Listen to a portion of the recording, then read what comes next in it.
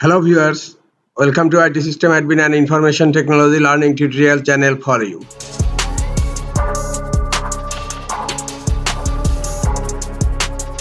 Today in this tutorial I am going to show you how to disable use of print screen button to open screen sniping in Windows 10 computer. Sometimes it becomes very important for you, so don't forget to watch full video. To disable print screen button to open screen sniping in Windows 10 computer, click on Start menu. Now click on Settings, click on Easy of Access, click on Keyboard. Now scroll down again and here you will find print screen shortcut. Use the print screen button to open screen sniping.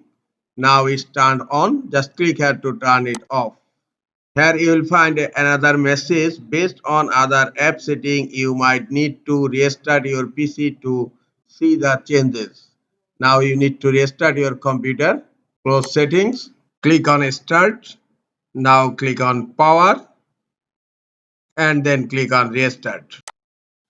After restarting the computer, hope your print screen button is disabled to open screen sniping on Windows 10 computers. This is all for today. Hope this tutorial is helpful for you. Keep watching for next tutorial. Thank you very much.